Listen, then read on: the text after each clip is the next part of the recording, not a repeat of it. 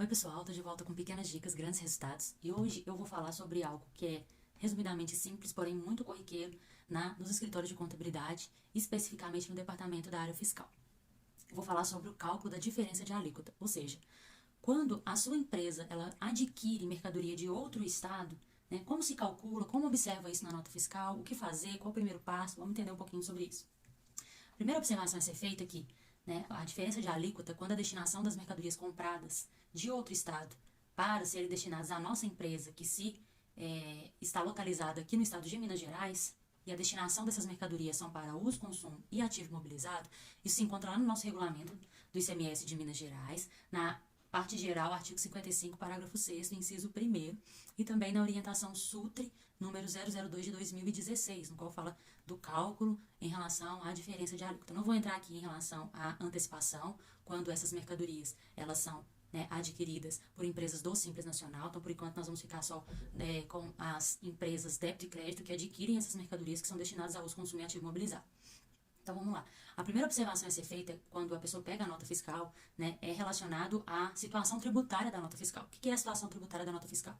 É o CST da nota fiscal, que é a situação tributária da nota fiscal. É aquele códigozinho que tem lá na nota fiscal e você tem que observar aquele código para você entender qual que é a situação. Se ela é tributada normalmente, se ela é não tributada, se ela é isenta, qual é a situação tributária daquela mercadoria. Ok, observado isso, né, você também sabe, porque o primeiro númerozinho desse CST, que é a situação tributária da nota, ele é relacionado à nacionalidade da mercadoria. Então, se ele vem 0, provavelmente a sua mercadoria ela é nacional. Se ele vem 1 ou 2, a sua mercadoria ela é uma mercadoria internacional. Então, portanto, a sua alíquota interestadual vai variar relacionado a isso. É interessante você observar, uma das primeiras observações na nota fiscal é o CST da nota, qual é a situação tributária da sua nota fiscal.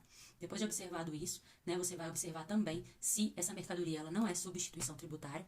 Você também consegue observar isso por meio do CST e também por meio do CFOP, né, que é o Código Fiscal, né, da operação. Então, por meio dessas duas observações, você consegue entender. Não sendo uma mercadoria que está sujeita à substituição tributária, nós vamos entender que essa mercadoria que foi adquirida em outro estado para a nossa empresa destinada ao uso e consumo, que não é sujeita à substituição tributária, ela será pago o diferencial de alíquota. E como é feito esse cálculo do diferencial de alíquota? Esse cálculo está lá no artigo 43 da parte geral do nosso regulamento do ICMS, nos parágrafos 8º e 9º.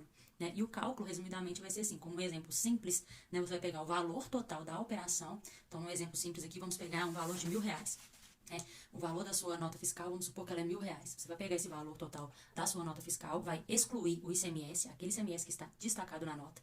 Quando é uma empresa, você comprou de uma empresa que ela é Simples Nacional, não vai vir destacado na nota, mas você como contribuinte do ICMS, você tem que considerar esse ICMS, mesmo que ele não venha destacado. Então tem que considerar, sempre vai ser 12, 7 ou 4.